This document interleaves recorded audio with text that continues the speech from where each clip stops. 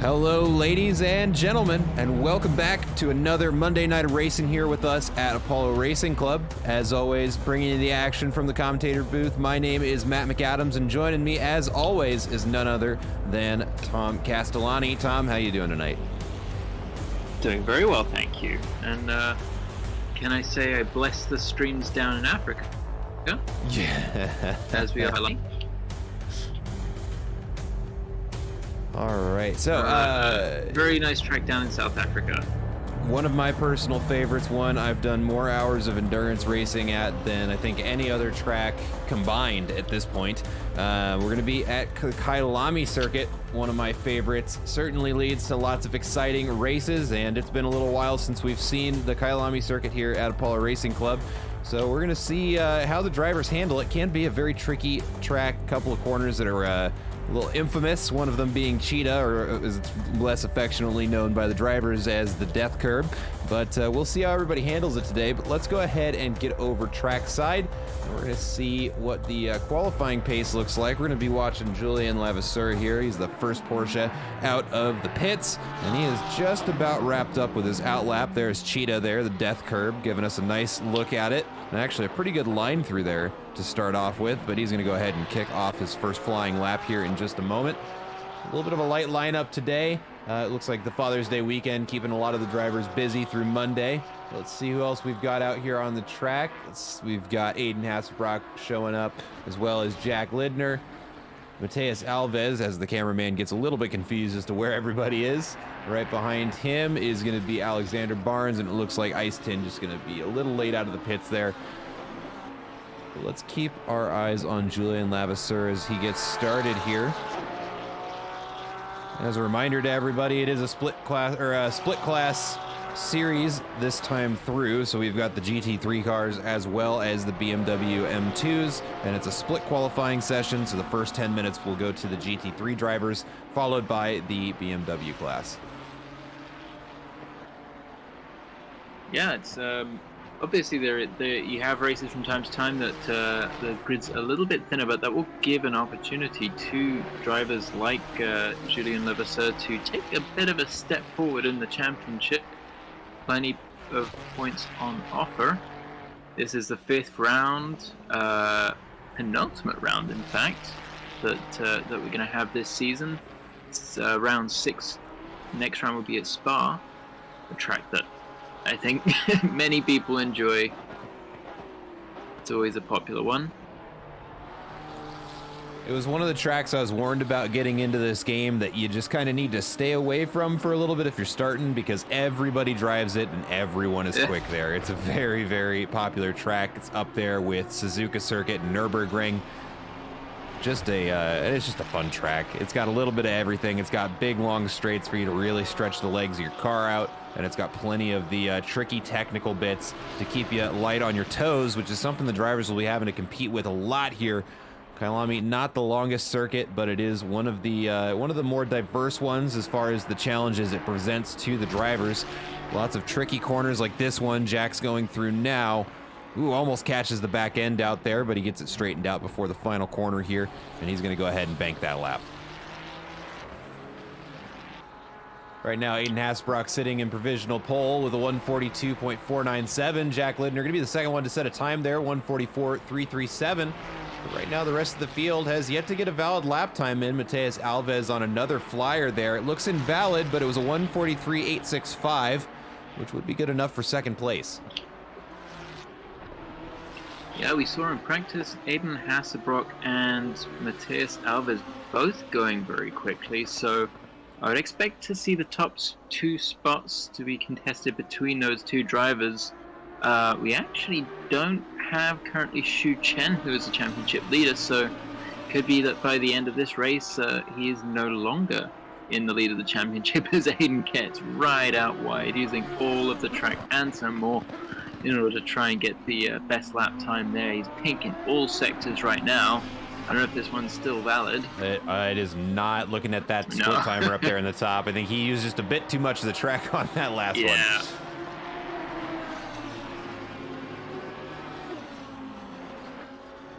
Louis Benara across the line with a new time. Going to be a 142.882. And Julian Levasseur does bank that lap. Apparently it was valid.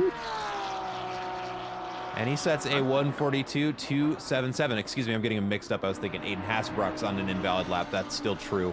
But Julian Levasseur there with the new fastest lap of the session.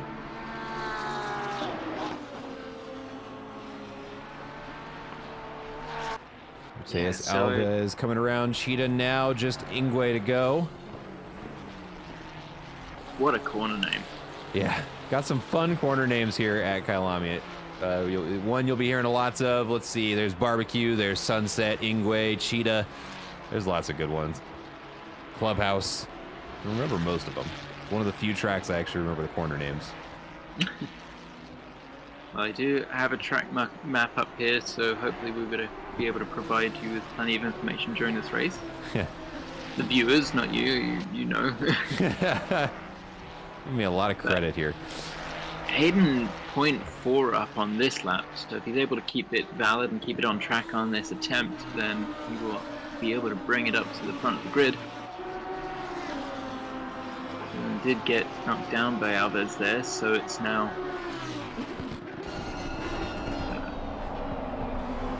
Ferrari in front, followed by a Porsche, followed by a Lamborghini, soon potentially to be on pole.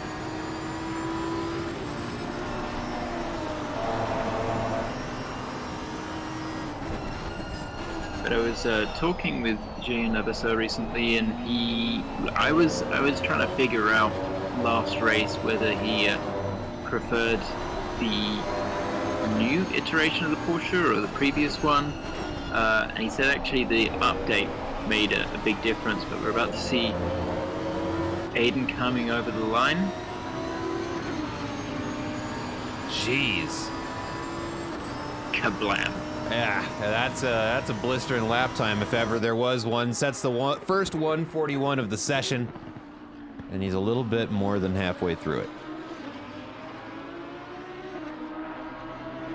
Yeah, no, very fast lap coming from Aiden there. So 1:41.695. I'm sorry. In the easy to remember number 793 car. Yeah. It looks like he's not going to settle with that last lap time being his best one. He's got that purple border again and a green delta. He's going to be looking for another improvement. You see Alexander Barnes there was up a half second for just a moment, but it's going to bleed away. Let's take a look over at Mateus Alves' lap. Because right now he is 0.3 up, and that would be enough for first place if he can snag it. Yeah, Aiden definitely can't rest just yet, knowing that Mateus has a bit of pace in the bag. But this is just qualifying. Going into the race, this bodes really well, because if the times are this tight between the two drivers, with Julian not too far off, could be an interesting battle, as Mateus definitely ditching and abandoning that lap. I don't know if it went invalid. It wasn't focusing on the right part of the screen, but clearly we're heading into the final minute on the clock for the GT3 cars, so it's quite far out wide. I don't know if that is stayed valid or not for it, but not wide enough apparently. Stay valid. So slicing off another 10th or so for Aiden.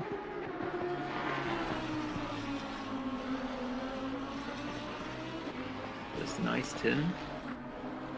There's about 4/10 on his previous time, so looking to potentially, yeah, he would move up a spot with this if he's able to keep it together. Coming around the final corner, Ingwe. And that nice Lamborghini. And there it is. With a PB in every sector there, that is going to be his best lap so far. 1:42.48. It's good enough for fourth place. As time runs out, as he crosses the line, he will have another opportunity to set an improvement. But that is, Aiden Hasselbrock off the track there. Looks like some of the other GT3 drivers opting to do kind of the same thing, as it looks like the M2s are let out onto the track. Yeah, that's definitely it for all of the GT3 laps, it seems. Jack, Lindner isn't in the pits. I wonder if Jack Lindner is still on a lap. It's just hovering around the same as what he had before. So yeah, he will be the final GT3 to set a lap. But yeah, it's very, very tight actually between him and Alexander Barnes. So it is a matter of if he's able to creep just 1 or 2 tenths out towards the end of the lap. And this is somewhere you can gain a lot of time. The crocodiles, cheetah. Yeah, I mean that's the scariest corner. It's so difficult, and look, he's pulled back just 3, 4, 5, 6. Whoa, masses of time coming out of into the last corner. Some of it bleeding away, but this would put him up into 6th. And there it is. Good lap from Jack Lindner there. Yeah, he'll be happy to hang his hat on that qualifying session. Gains himself 1 more position there. And it's 1 fewer he's going to have to worry about passing out on the track. Also looks like Ice Tin's about to head in, but he's practicing his pit stop. Let's take a look up at Anthony Jones here. He's going to be leading this pack of BMW M2s. Happy to see him. Was having a little bit of mechanical problems before the race, but looks like he's gotten it sorted out.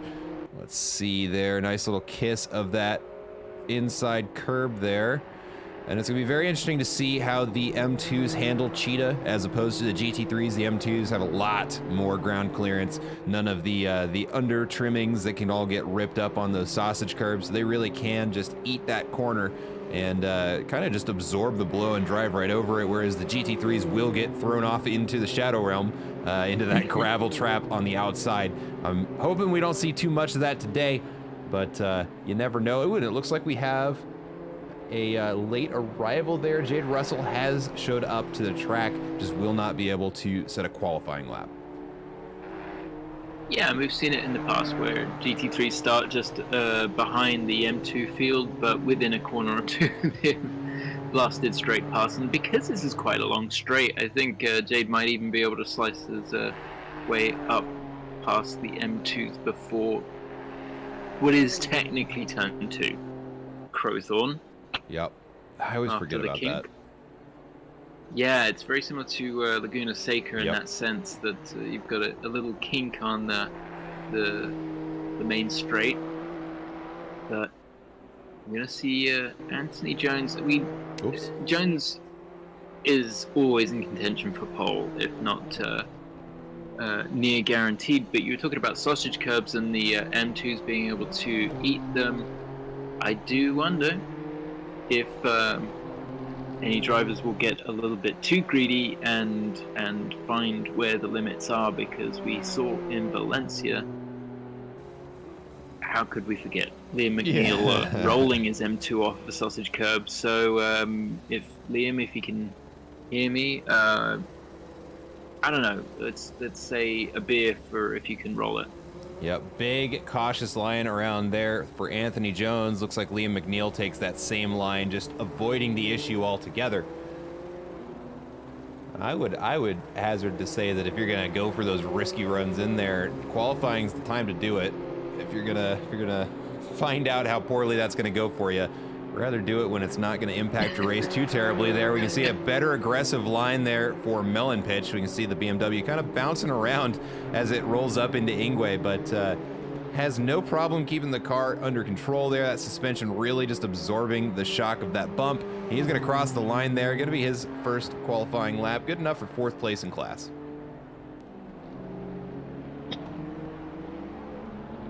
Clean up that tower just a little bit there. There we go.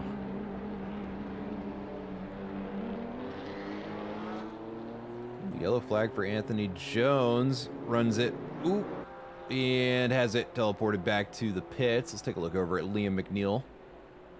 If the API wants to listen to me, it's a little laggy today, but we're going.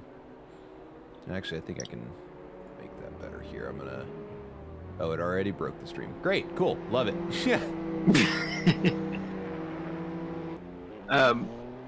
I was gonna say that Cody Barrett. It looks like Cody Barrett's first lap must have been a little bit rough because just a few seconds off. But we know that Cody has pace. This is I don't know about the timing that we're getting there, but it's definitely yeah. It looks it's not green, but it does look like he's pulling a lot of time out of his previous. Yep, offering. so he's on an invalid lap, but he is. Yeah. I forgot.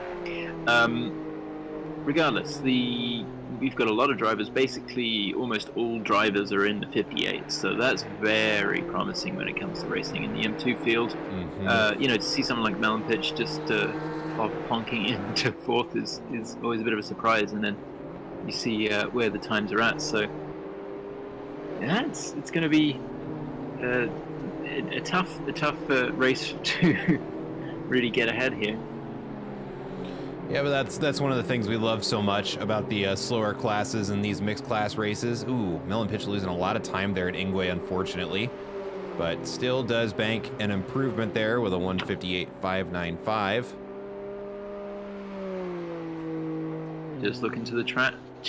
Hello, Crunkle. Thanks for joining. Oh, yeah, I should have that. Yep. There we go. I had it minimized on accident. My mistake, everybody in chat. How you doing? How's everybody's Monday going?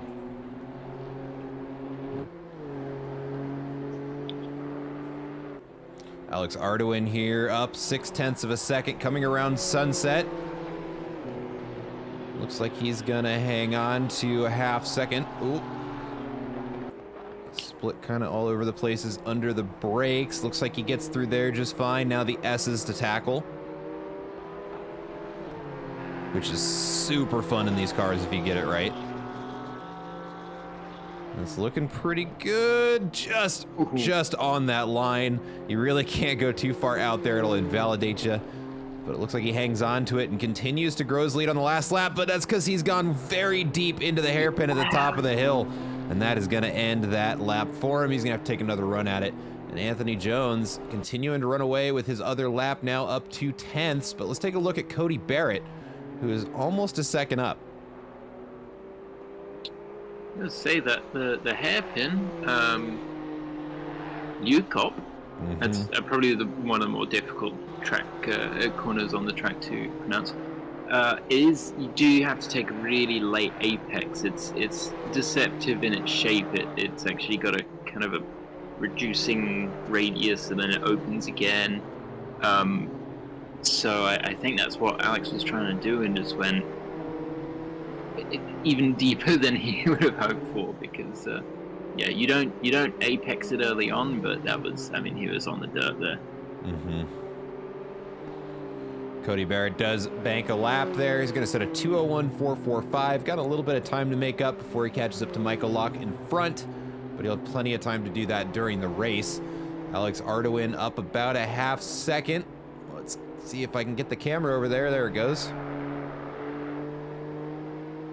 Hey, thank you very much for the bits, Crunkle. Super appreciated.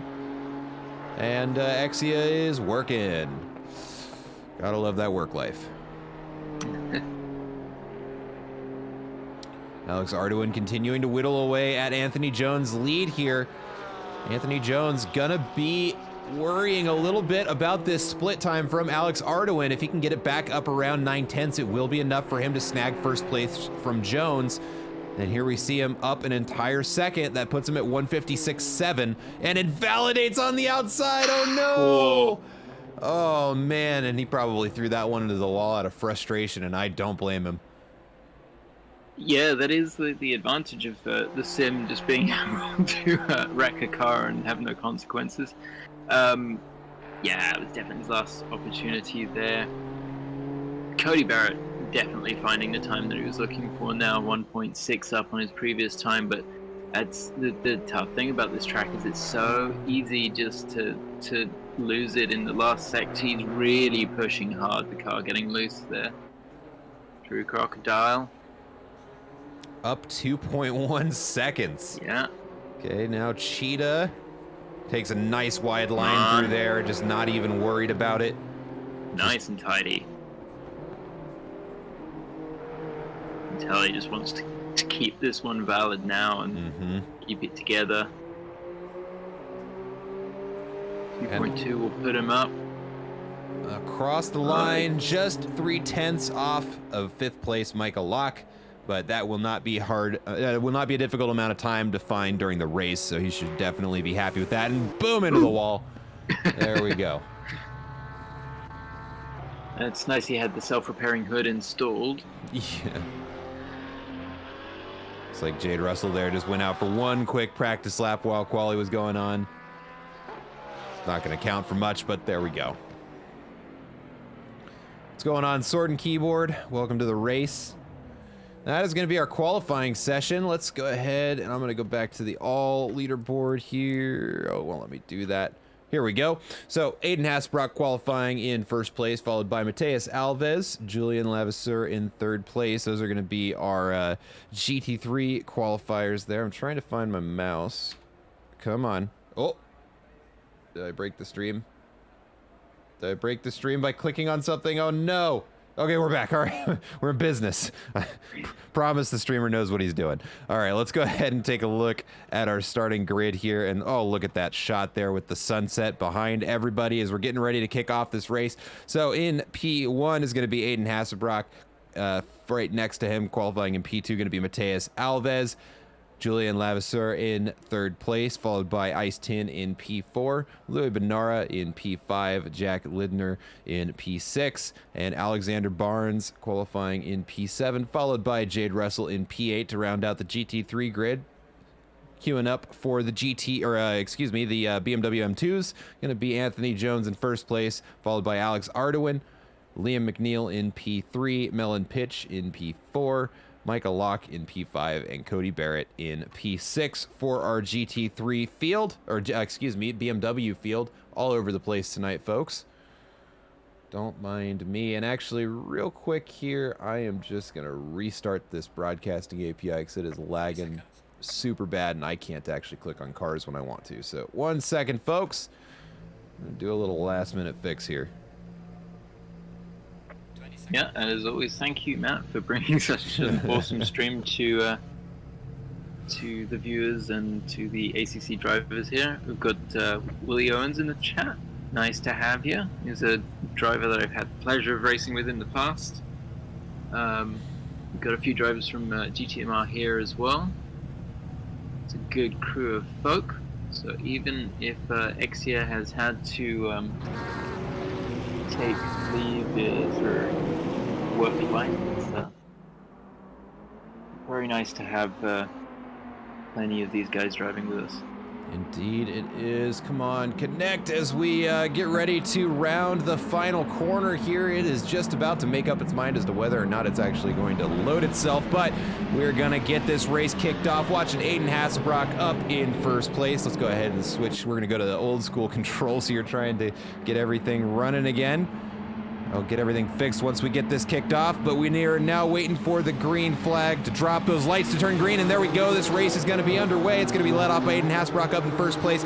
Mateus Alves filtering in beside him. We're already single file coming around the kink, and now we're queuing up for turn one. Here we go. Mateus Alves on the inside. Oh, and doesn't even see that Aiden Hasbrock's there, and we've got a big pile up already in turn one. We can see the M2s there. Melon Pitch gets collected there as Aiden Hasbrock tries to get off the track. And now the race is underway. Let's get up to our leaders here. Come on, API, do your thing. We can see Aiden Hasbrock already making his way up through the GT3 cars.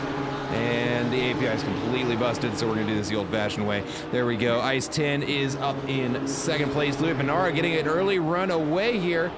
And Alexander Barnes chasing him down, followed by Julian Levasseur and Jade Russell going side by side there through Clubhouse.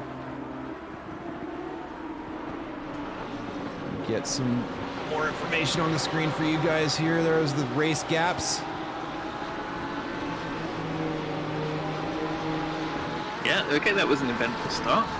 Obviously, it's not too difficult to pick apart what was happening there in terms of Alves just coming to the back of Aiden Hasbrock there, those two cars coming together and right at the front of the field. So, going tricky task for all the drivers to get through. Through Mine Shaft, there we go. Alexander Barnes gonna stick it out and still going too wide now through Crocodile, gets his nose out in front of Julian Levasseur. And he takes it right back now as we're gonna go up into Cheetah. Nice switchback from Julian. Nice, yeah, really beautiful switchback there now as they come into Ingwe, and he's going to continue to chase him down.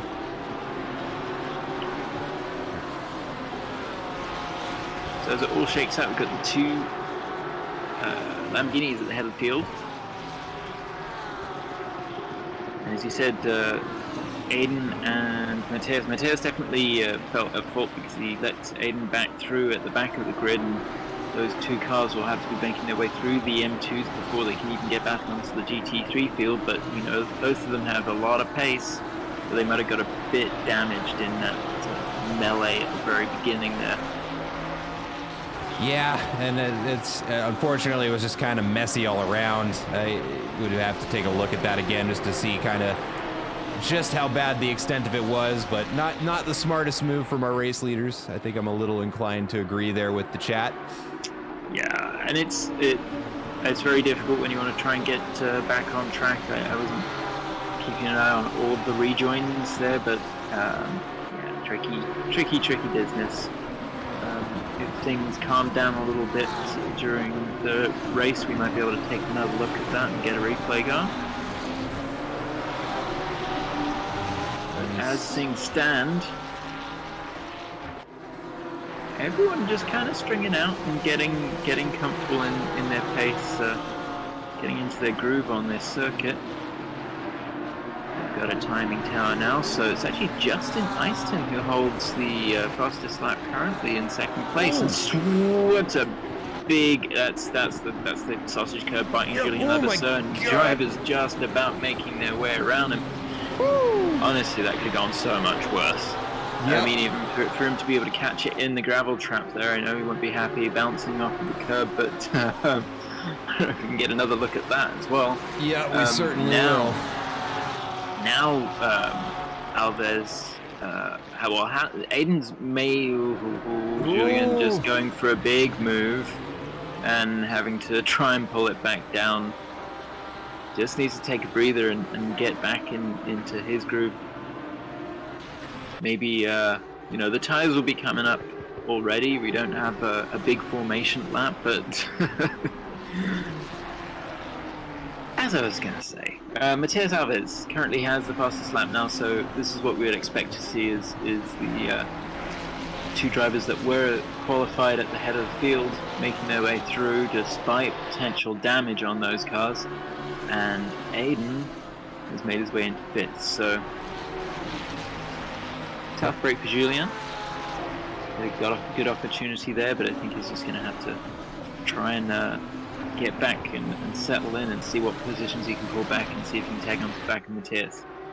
Yep, we can see there a good move on the inside there by Aiden Hasbrock, splits on Jack Lindner to gain that position. Mateus Alves gets around Jade Russell there just a little bit behind. But let's take a look back here at the battle in the BMW M2s. Alex Ardoin has caught up to the back of Anthony Jones. I hate to take us away from the action in the GT3 field, but I think we've got to go back to it because they've tightened right back up with Aiden Hasbrock getting around Jack Linder again.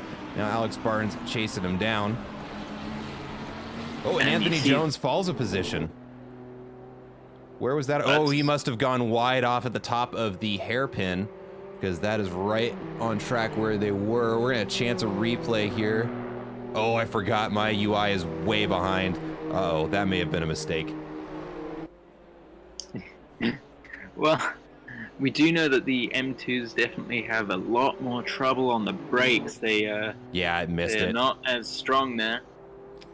We're stuck in this for 10 seconds. Sorry, chat. I forgot.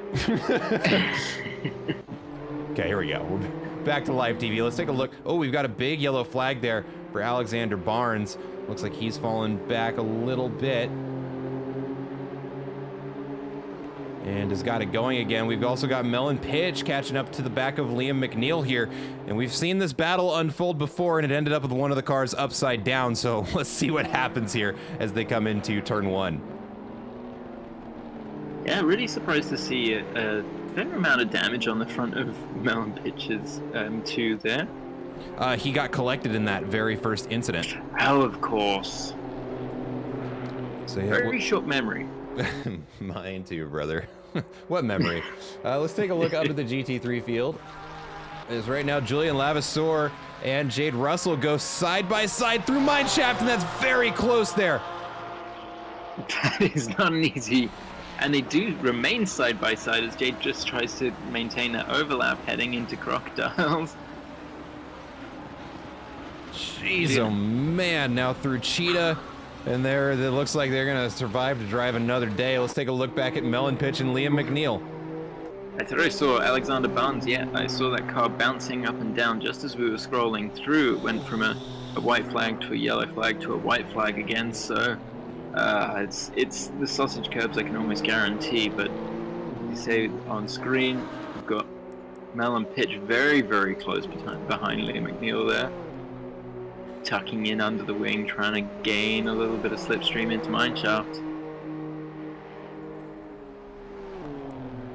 Takes a little peek up the inside, decides maybe not this time around.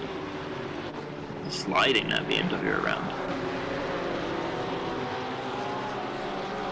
Matthias maintains his, I don't know if that's a new fastest lap, but certainly maintains the fastest lap as he's making his recovery drive.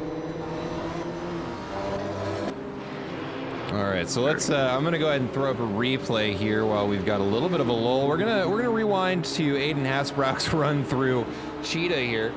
So there we can see. I've got it pulled up over there on the corner of your screen. There we can see him take a generous line through there. Oh wait, no, it was another one of the cars that got sideways. You can see that Porsche there. Let me select the right car here. Yeah, that was shooting it. So it was Julian Levasseur, the old right? Hakkinen Schumacher move of those two cars splitting Julian as he was. I mean, he almost. It's not like he even really intended to come back on track, but that's certainly where the car ended up. Yeah, you can see he just had no chance to try and control that thing. Ooh, and then just keeps the steering wheel straight there. That's about the best you can ask for. Let's go back a little bit. We're gonna play in slow-mo just to see just how slight of an error that was that ends up being such a big impact on his lap. Here we go. We're gonna slow it down to about half speed here. You can see just a hair too much, and there is nothing he can do to keep that thing going straight, and then off into the gravel trap. And fortunately, the cars around him are able to negotiate that without any incident. That is very close. Yeah, incredibly impressive and very good job from those following cars. Now, the difficult thing there is that you actually get punched out to a spot that is more or less on the racing line because of how long the cars spend on the exit curb. So yeah, everyone reasonably lucky to come out of that alive. I know that Matthias Alves was on the back of Jack Lindner before he seemed to have made his way past. So now our previous pole sitter and second place cars are back into third and fourth. Let's go ahead and take a look at our race leaders. We're gonna have to again shuffle through these kind of weirdly, but there we go. Louis Benora right now in a 3-car battle for first place, getting chased down by Ice-Tin and Aiden Hasbrock, who currently has fastest lap of the race. Let's see if he can close in on him. It's gonna be a 3 Lambo battle for first place, chased down by Matthias Alves, who's slowly starting to reel in the bunch. But this is going to be the battle to watch for just a little bit here. Oh, and it looks like Louis Benora is going to get caught out by Cheetah. And there we go. We see again just a very slight mistake there. And it has you, whoa, buddy, thrown very far out wide here. It looks like Matthias Alves makes the same mistake, as does Julian Levasseur again. Yeah. And Louis Benora just going to park it there and let the other cars through rather than even try and risk the issue there. But let's go ahead and get back up to our front cars here because Aiden Hasbrock is chasing down Ice-Tin now through turn 1. Yeah, I'm very surprised. So obviously Louis was under a lot of pressure there and succumbed to it to some degree in terms of going off there. It's not funny, but you know, I just have to wonder why he was parked for a moment, whether the wheel snapped or if he didn't, it stalled. You know. I hate to cut you off there, but a huge move there by Aiden Hasbrock gets the switchback on him in clubhouse and is able to beat him to the S's there.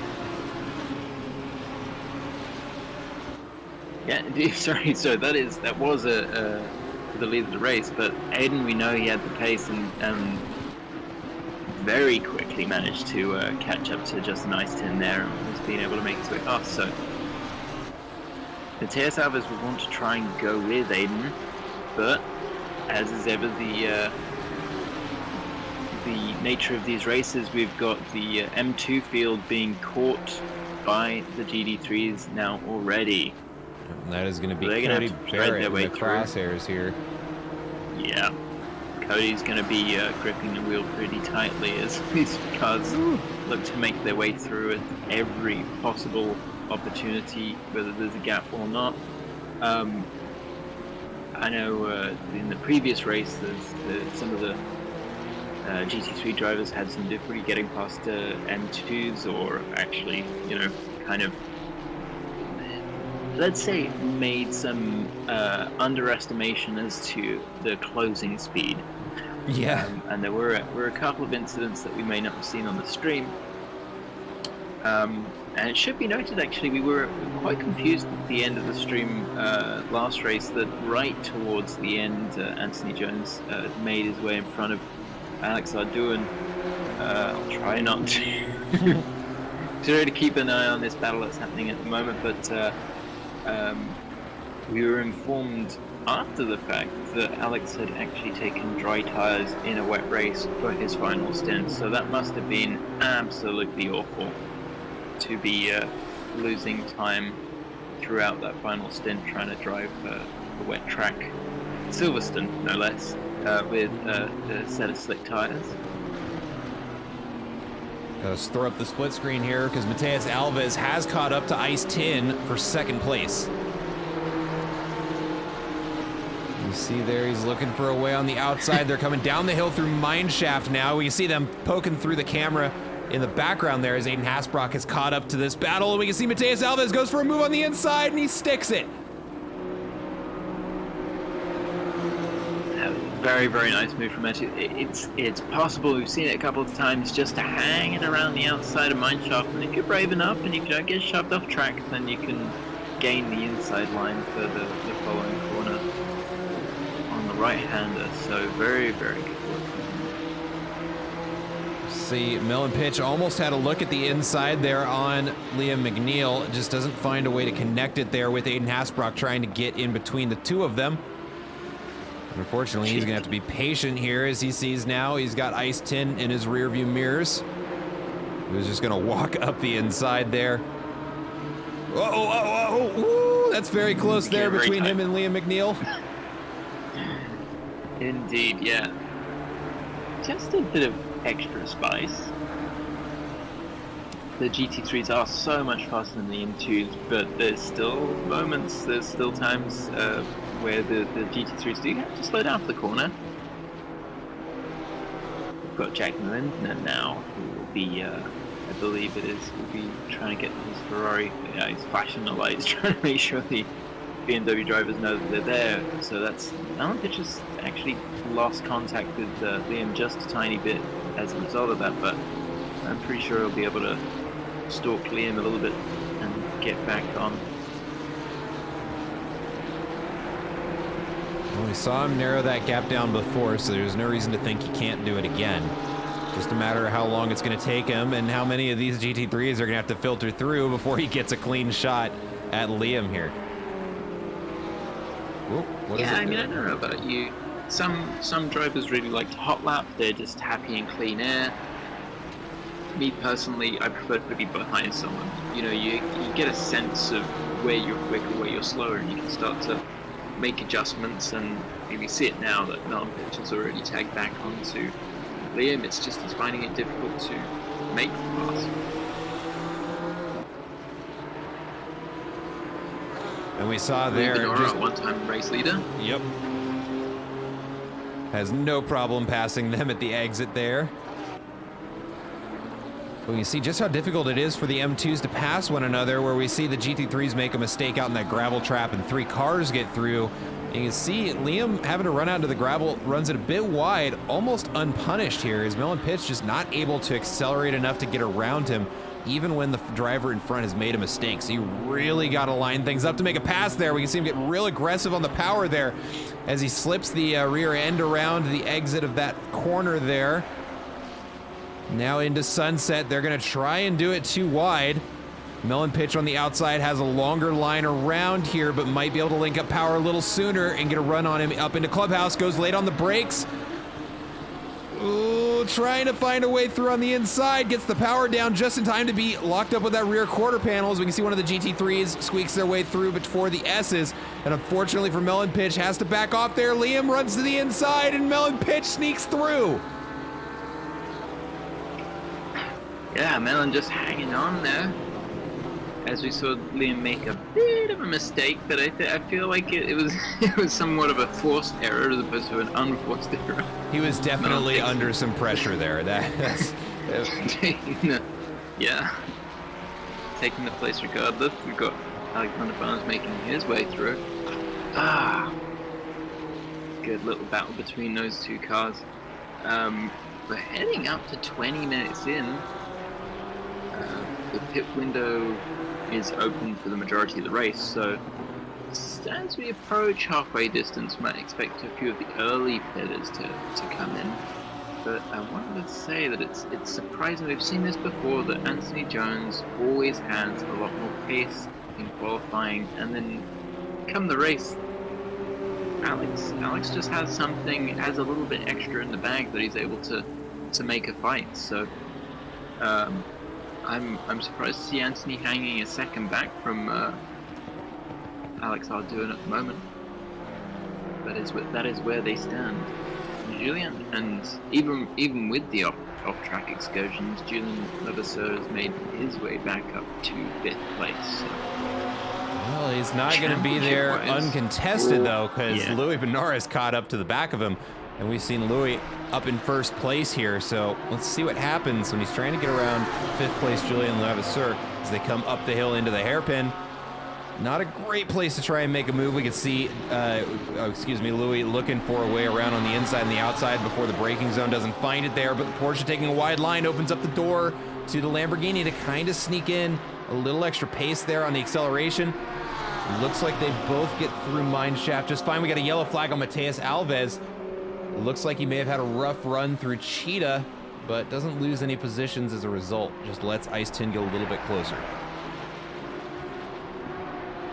Yeah, that's the best you can hope for if you're going wide at Cheetah, but Julian just trying to stick to the conventional lines here, you know, not getting too defensive, because obviously knows that there's a bit of space, and if he starts taking defensive lines, then his lap times get slower. So just sticking to what he knows and trying to stretch that gap from Louis Benora at the moment.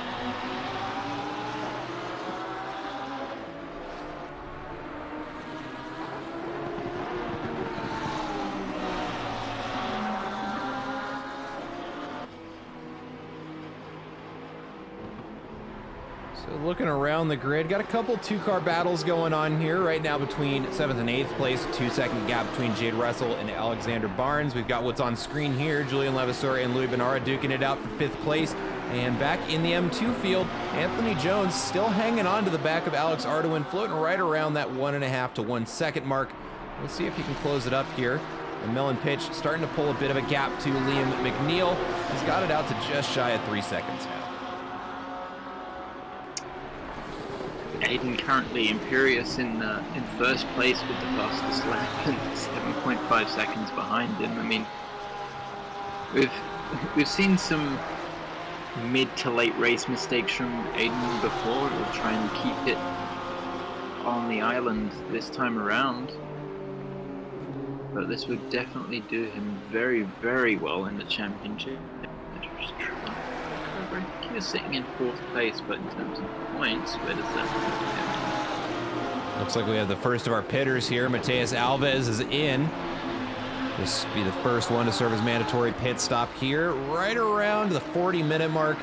And we see a good exit there for Louis Benara. Has got him starting to close up on the back of Julian Levasseur as they come around the kink now into, well, the real turn 1. Goes for a break on the inside, doesn't find the room to make the pass through. And that's going to be well defended there by Julian Levasseur as they race now up into barbecue.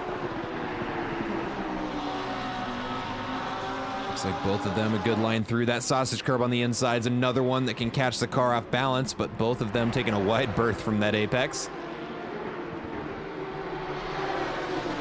So with Mateus Alves being in net second, I know he's headed into the pit now. I don't know if that was a toe back or if he's currently taking his mandatory pit stop. If that were the case, if he were to come back out in second, I believe that we would have Alves in the lead of the championship, Shuchen not attending. We do have race drops as well, so that certainly would play a part. Yeah, no, I would need to do a little bit more math to give you some accurate results there. But it's possible that certainly Mateus and Aiden are gonna, regardless of where they finish in this race, even if they finish at all, they will definitely gain some ground on Shuchen in the championship.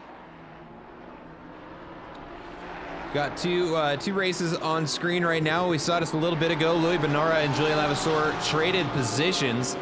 Porsche able to get back out in front, and also on the main screen here, we can see Alexander Barnes and Jade Russell duking it out for 6th place. It's been a very, very close battle between the two of them.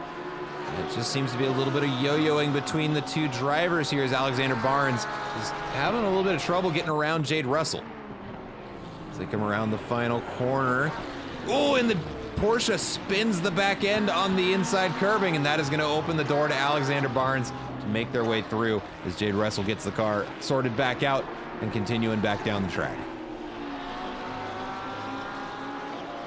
A tough break for Jade, just pushing a little bit too hard, trying to make their way up to and past the Ferrari. Or sorry, no, Jade was in front. Am I? Correct. Yeah, no, they got around them. Yep, because that's what happens when you're trying to do math. Yeah, the spin unfortunately is what allowed Alexander Barnes through. So just under pressure then. For sure. In that case.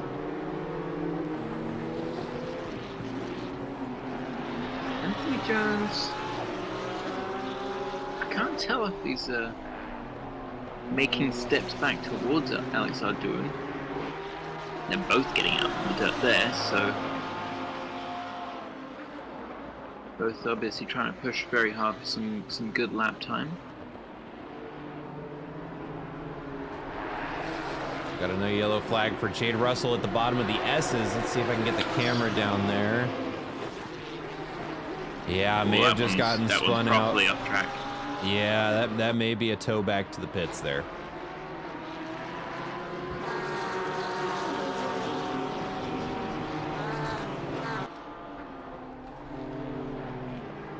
Trying to get us back on. Where are we? Come on. There we go. You see Mateus Alves going for the pass on Alex Ardoin. Alex Ardoin getting a little bit spooked there, runs it out wide. It looks like Mateus Alves gets through there, no problem. Yeah, it's those sorts of moments with the GT3s interacting with the M2s that could just shake things up a little bit for the M2 battles. Said Jones still staying well in touch with Alex Ardoin, so this could almost come down to pit stops if one or the other car has a decent pit stop. Might be able to gain a little bit of ground. That getting very spicy as Louis Benora looking up the inside. Now this is going to turn to the left-hander, so you're going to have to decide what to do in his pursuit of Julian Levasseur there. Just tucking back in behind, but again, M2's just kind of adding an extra little element into this racing. Did look like Julien had gapped Louis for a little bit, but you're going to say Melon Pitch coming to pits, yeah? Yep, as does Jade Russell. Looks like Jade has it towed back. Melon Pitch in for his scheduled pit stop. We'll see if Jade Russell gets back out on the track. Has yet to be seen, but right now the battle between Louis Benora and Julian Levasseur here for 4th place.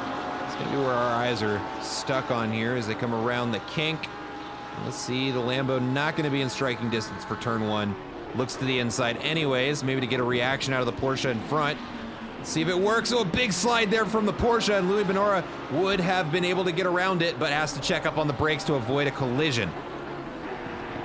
Yeah, Louis did the right thing there by stepping on the anchors and not plowing into the side of the Porsche, because he could very easily have done so, and obviously utilizing it. It's difficult when you're racing. You want to get that position so bad that sometimes the brain doesn't engage as quickly as the gear select. But both cars do appear to be. I mean, no, the camera's sort of foreshortening it. It's still 3.5 more seconds between those two cars and Jack Linda in the Ferrari. However, Mateus Alves now has made his mandatory stop. Alexander Barnes is into the pits now. We would expect Mateus to cycle back out into second, but currently has a fair bit of clean air to try and bang some laps in to be sure of that. It's just you can't see how he's going to. Oh, Julian goes out wide, that gets him side by side, and Louis just takes it. Louis takes the line into Cheetah, so that's that done. And Julian looking into the last corner, all the way up on the curb, and gets a big slide on. Just getting a bit too hasty, wanting to try and grab that spot back as soon as possible. Ends up losing ground, so that's a real shame. See Jade Russell back out on the track, gonna continue the race. Love to see the tenacity. You see there Cody Barrett getting past. Melon Pitch having served his mandatory pit stop. Looks like he opted not to fix the damage. Must not be causing him enough of a problem to be worth the lost time in the pits. So Mateus Alves out there doing his thing. Aiden Hasbrock still comfortably up in first place with a 17.5 second gap to Ice Tin in second. Alex Ardoin and Anthony Jones are still doing their thing. Let's see over here. Ice Tin has got Alexander Barnes behind him, so that's going to be lapped traffic.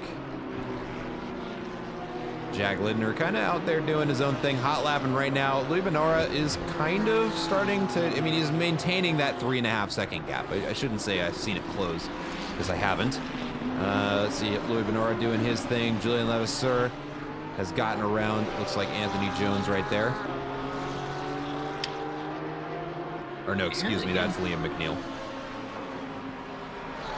So doing just hunkering down and getting some really good laps in, because Anthony Jones is sitting now 2 seconds off the back, which is, I mean, the gaps don't, if you're as good as either one of these two drivers, the gaps don't grow all that readily, but that's in M2 terms, that's a reasonable amount. Again, you'd have to expect for either Ardoin or Aiden Hasselbrock to have any issue or be overtaken by the trailing driver for something to go wrong, because they're just solid. You know, the lap times are there. You know, they can put those times in. Liam McNeil into pits now.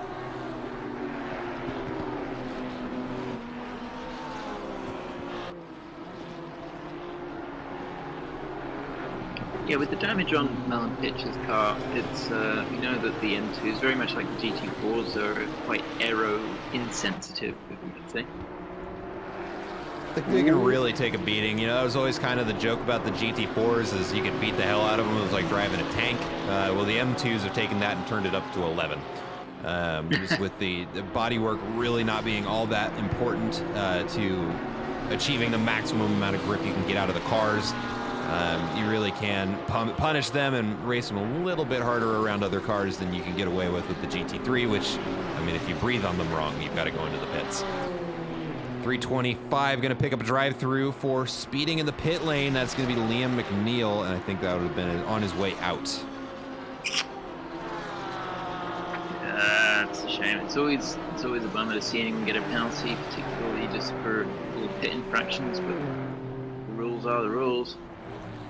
Ice Tin into the pits now, as is Cody Barrett. Actually, Cody Barrett off the jacks on his way out as Anthony Jones way overcooks it into Ingwe. That said, he was at 3-second gap. He's pulled it back into 2.5. We'll see if he continues that charge up towards the next car down the straight. We also see Ice Tin into the pits. Louis Benora is as well.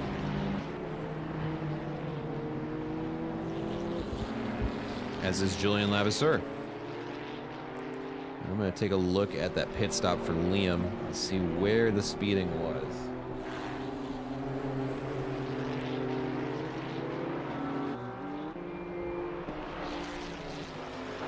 See, on his way into the pits, looks okay. He definitely had it slowed down in time for the entry to the pits. Let's see about his exit here. Is it going to be a shift up? It might have been. We'll see. We'll see what... Doesn't look like it. Maybe just very, very marginal. It may have been very slight. I didn't see it in the replay. Disappointing. That is unfortunate for the driver. Gonna have to take an extra trip through pit lane. Yeah, that puts a damper on his race, but I'll have to see what I can do, where I can pull back, how far Cody Barrett is. So you'd expect Ed to, off the front, be going for the late pit stop. Not necessarily, but we are definitely good, a few minutes past mid-race distance. So at this point... Excuse me, had a yawn. Falling asleep over here. Both Alex Ardoin and Anthony Jones into the pits. Looks like they follow each other through head to stern. Ice Tin slowly trying to reel in Louis Benora. We've seen him inside a half second, but is back out around the 7/10 mark again. And Cody Barrett is also slowly reeling in Micah Locke for, what would be that, the 5th place.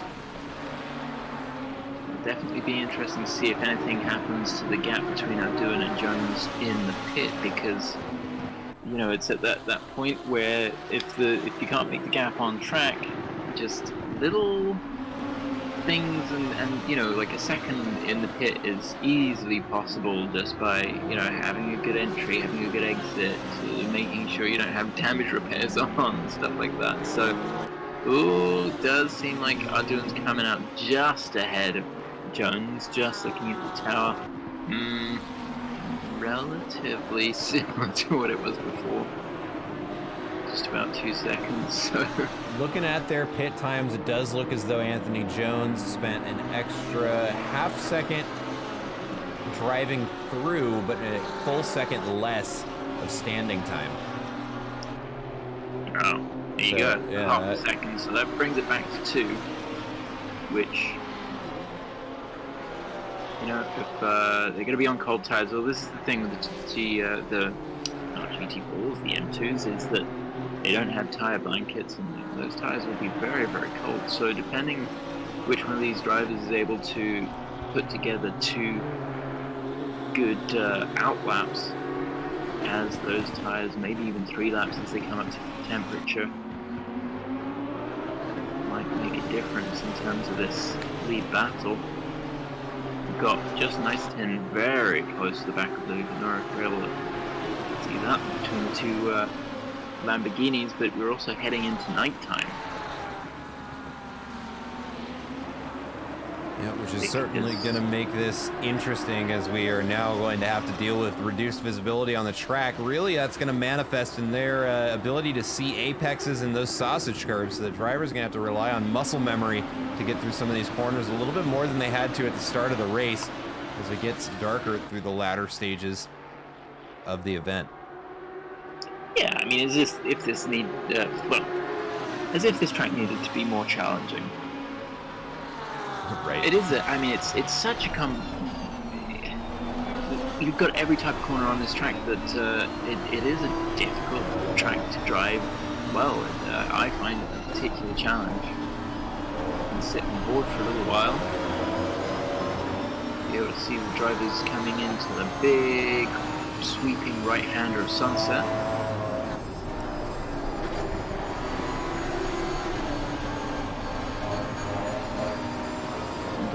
clubhouse left-hander. Difficult to pick your gear in some cars for that. It's just to be either not too low, not too high. Now these S's, just called the S's. Entry speed is kind of tricky to get there, and then up the hill, just trying to pick the right point to get your turn in for the hairpin. As I mentioned earlier, you want to go kind of late on the apex for that.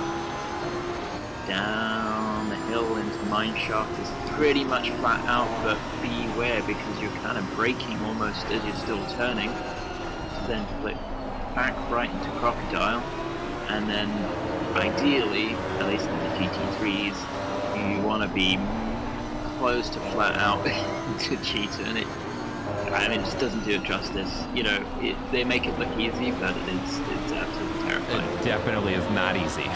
every single time. I mean, for me, it's like 50% of the time I get the car through. Yeah. But that's why I'm here and they're there. Yeah, exactly.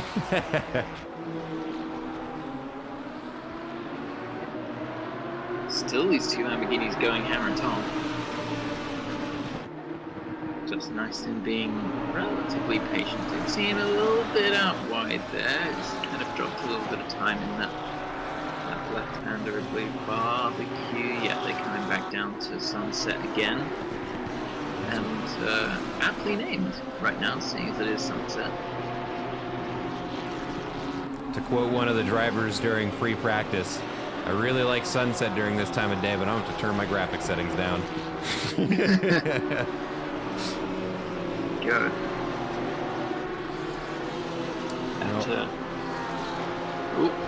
One thing. M2's up in here. Yep, M2's up in here, and one thing to note, Julian Levasseur is starting to catch up to this battle for third place. We may have a three-car battle for third here on our hands in just a short amount of time here, as we see Julian Levasseur goes way to the inside on mineshaft to try and get around the car of, I believe that is, I think that's Michael Locke. Pretty sure. Hard to tell when it gets dark like this here, but it looks like the three GT3s get through there. We're going to see Jack Linder just a little bit behind them off the back. Ice-Tin not giving any room to breathe to Julian Levasseur, as we can see him sucking in the exhaust fumes of the Lamborghini in front. Doing anything he can to get out in front of him, because I'm sure he can see Julian Levasseur starting to close in on them as they enter their 22nd lap of this race here. I don't want to take us too far away here, but Cody Barrett is starting to close in on Michael Locke. Let's take a look at that battle here over on the other screen. There we go. Coming into turn one, it looks like Cody Barrett on the inside, Michael Locke out as they come up the hill into Barbecue. And they're closing it inside of 0.3 of a second. Cody Barrett right there on the rear bumper of Michael Locke as they come around Barbecue. Now they charge down the straight into Sunset. Cody Barrett going to be getting a little bit of the draft here from Michael Locke out in front. Doesn't look like it's going to be enough to line up a pass, though. It looks like he's starting to fall back just a little bit now, out to 1 second.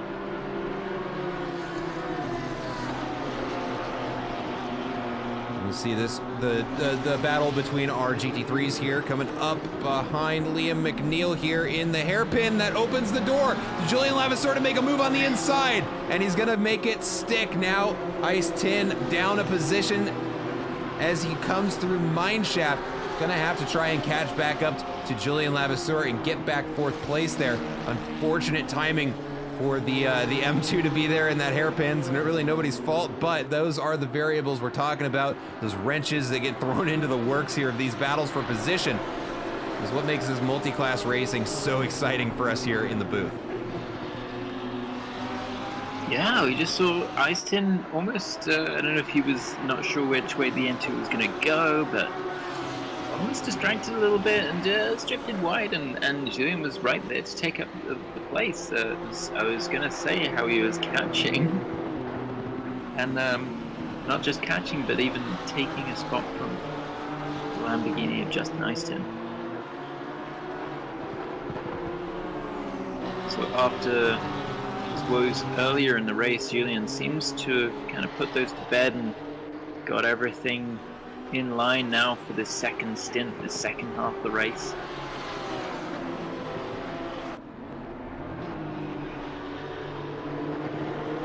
Stalking now the Lamborghini of Lubinor, and this will be for third place. We've got Aiden Hasselbrock, as I imagined, will be going for the super late pit stop because pitting off the front, there's no reason not to.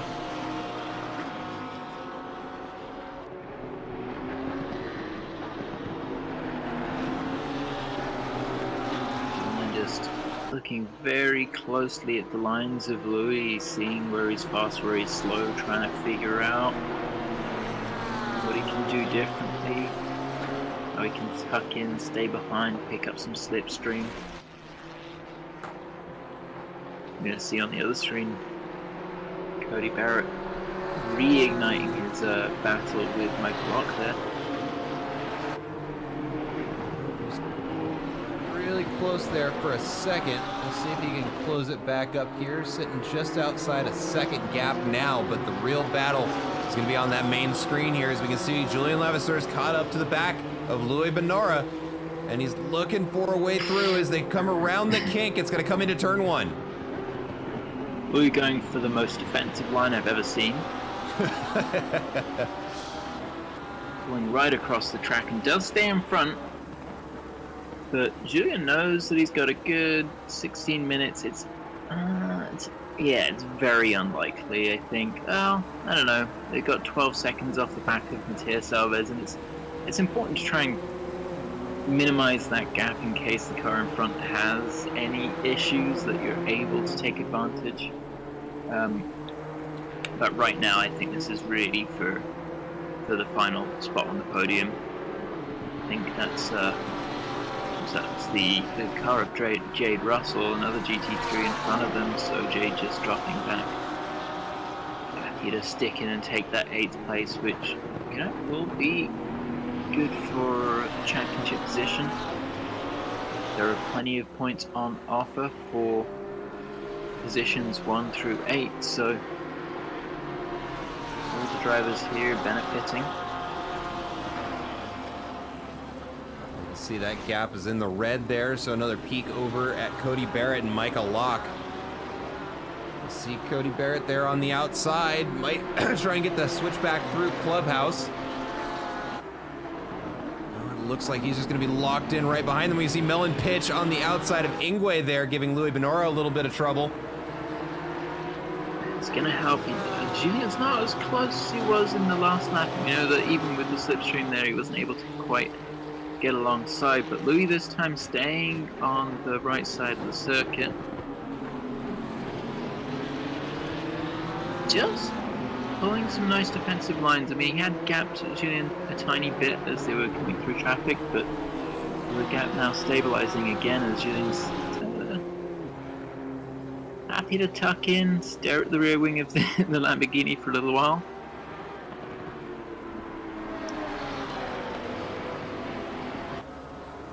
Anthony Jones just a second now, so off of the back of Alex Ardoin, so that lead that in the M2s before we're getting very close now. These two GT3s, I want to try and maintain focus there.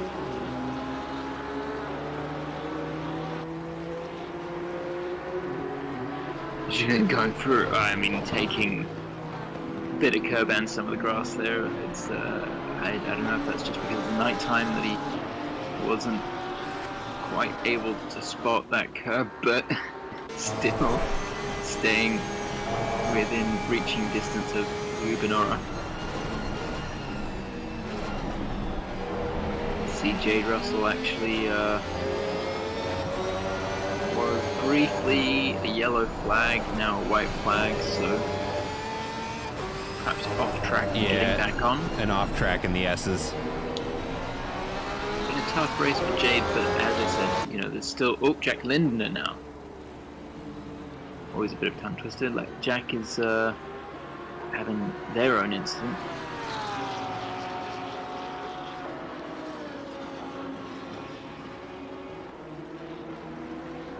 My goodness, and this battle between P3 and 4 just will not let up here. Julian Levasseur wants that position back here, and right now, Louis Benora is the only one keeping him from having it, and this battle just keeps getting closer and closer. As we can see now, he is just breathing the fumes out of the tailpipes of that Lamborghini coming around Sunset, and slowly closing up on him, maybe able to get that car through just a bit faster than the Lambo, but a good exit there for Louis Benora. Gives him just a little bit of that gap back, some breathing room. Ooh, and it looks like Alexander Barnes off track over by Cheetah, and is getting him moving again.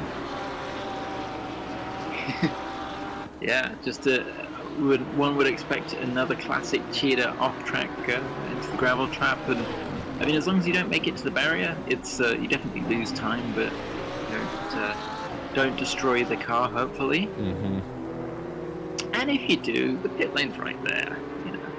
That is very true, and sometimes mistakes in Cheetah lead to a mandatory run through the pits, if for no other reason than because sometimes you just get shoved down pit lane and there's nothing you can do about it.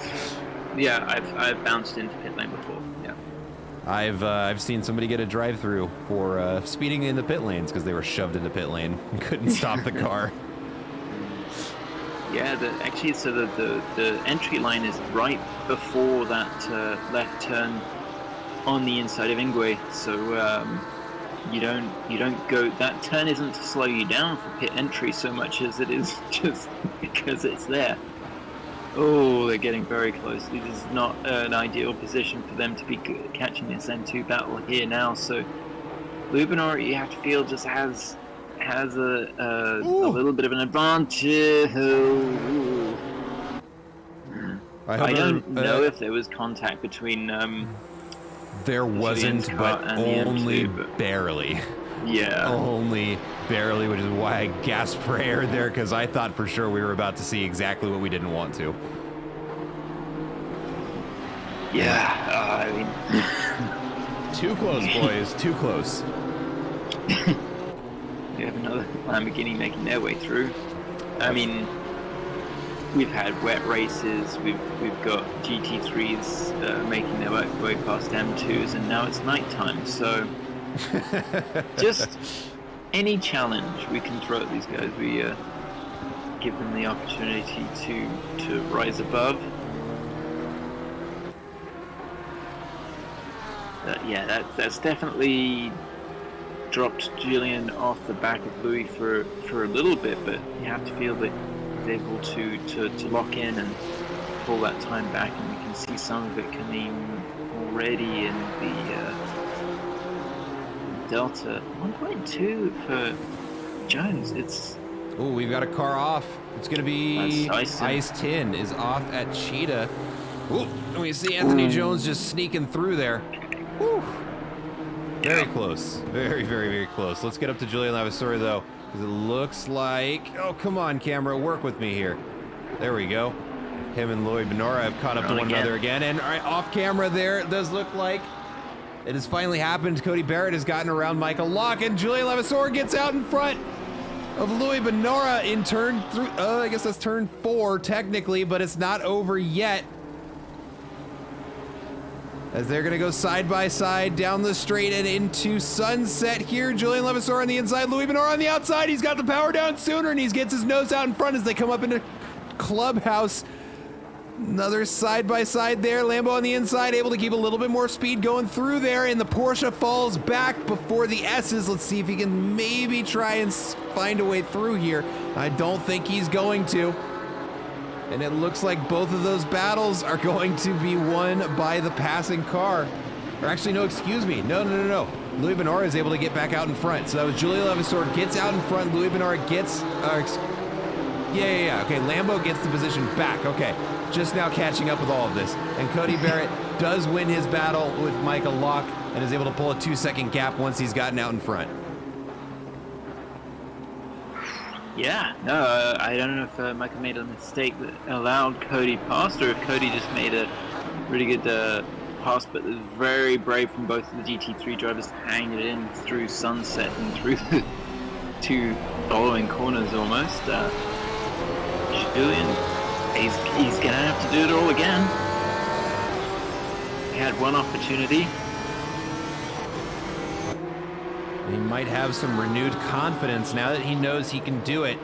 He's just got to try and do it again. He's got to line it up, whatever it was that he capitalized on, see if he can force an issue and get back out in front of that car. He's got the pace to do it, and he's only got 8.5 minutes to do it in.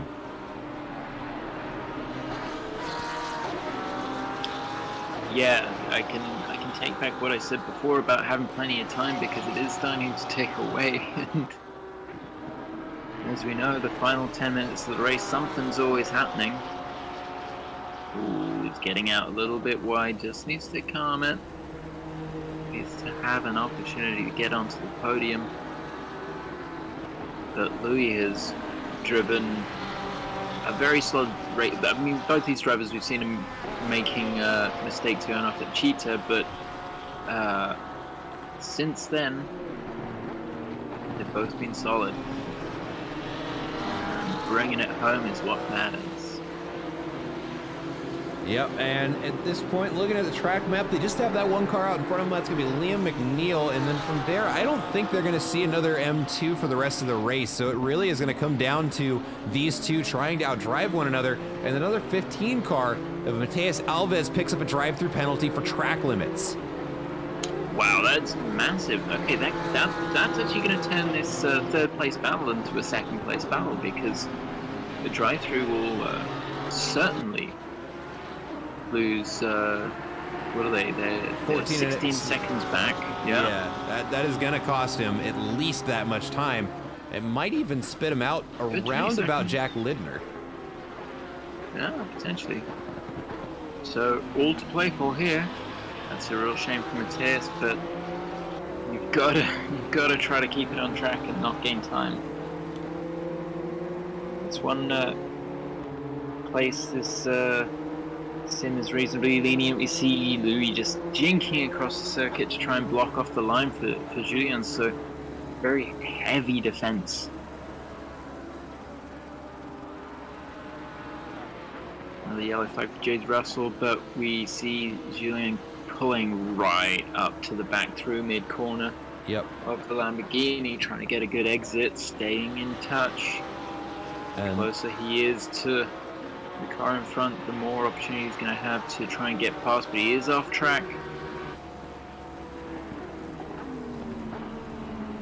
And that was an off track for Jade Russell at Ingwe, that final corner of the circuit. Yeah.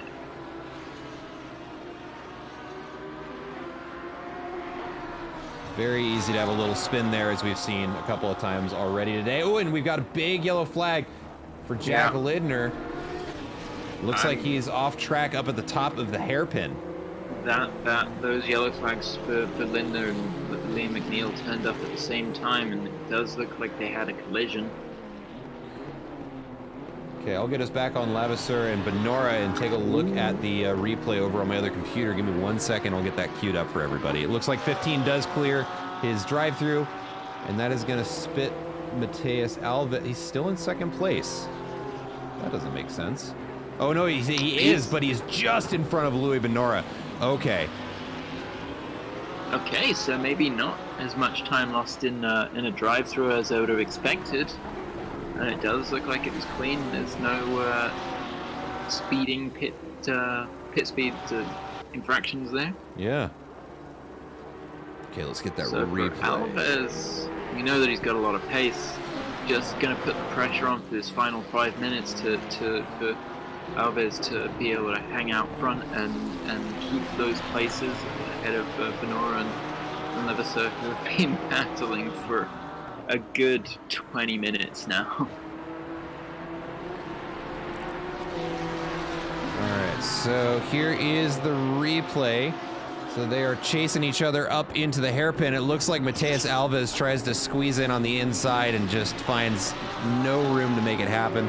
Let's try another angle here. That was Lindner on McNeil, yeah? Yeah, no, it's closed off the line. That was the car was still there, unfortunately. Yeah, that is. Liam couldn't disappear. Nope, there's nowhere for him to go. Oh well.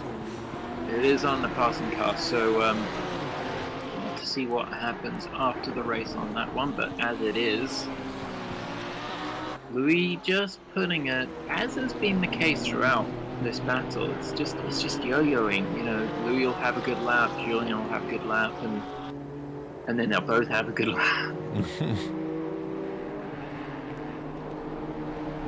Taking a look at the battle between Anthony Jones and Alex Ardoin for the win here. As seems to usually be the case. You could almost call it a tradition here, the final stages of the race when things tend to bunch back up here. And certainly no exceptions here at Kyalami. We've got a 3-car battle now for second place, and we've got the battle for the win here between Alex Ardoin and Anthony Jones.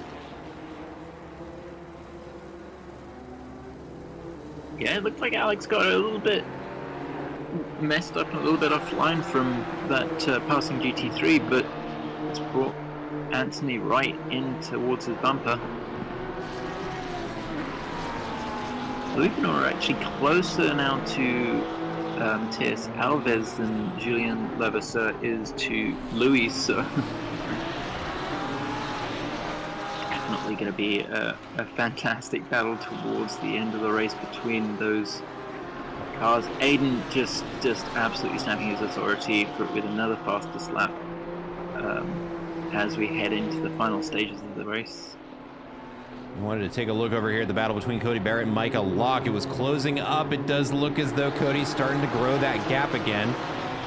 So let's take a look here. Alex Ardoin and Anthony Jones are still doing their thing. We'll keep an eye on them for a little bit on the other monitor, but I want to watch this 3-car battle for second place behind Matthias Alves, as Louis Benora and Julien Levasseur have caught up to him.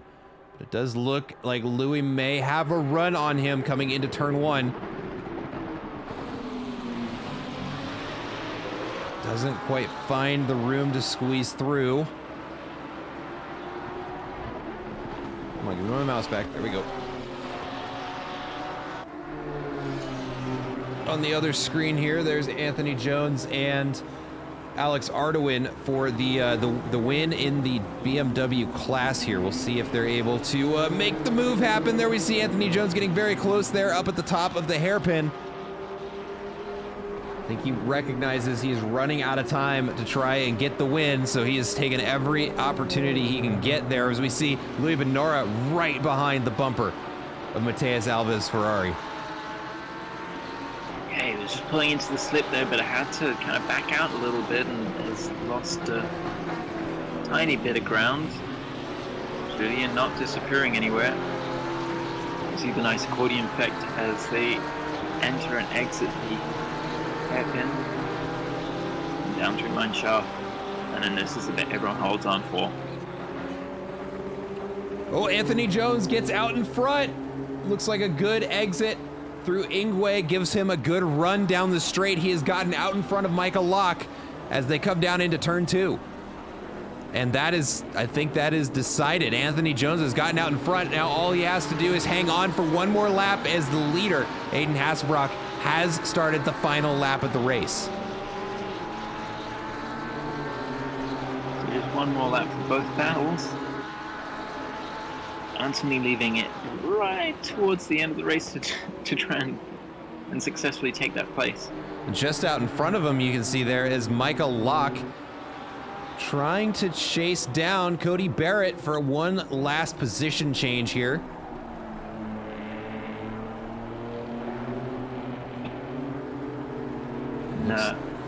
Matthias controlling quite well the battle for the second place in GT3. You have to think the time's running out for these drivers. It would take a mistake from one of them for anything to change here as we get very close to the back of Matthias's car.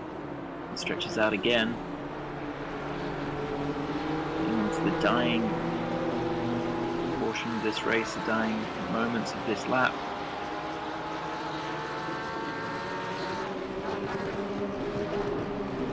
Ooh, looks like Lambo goes off wide there at the top of the hairpin. Yeah. That opens the door to Levasseur to get on the inside. Now they're going to chase each other down through mineshaft.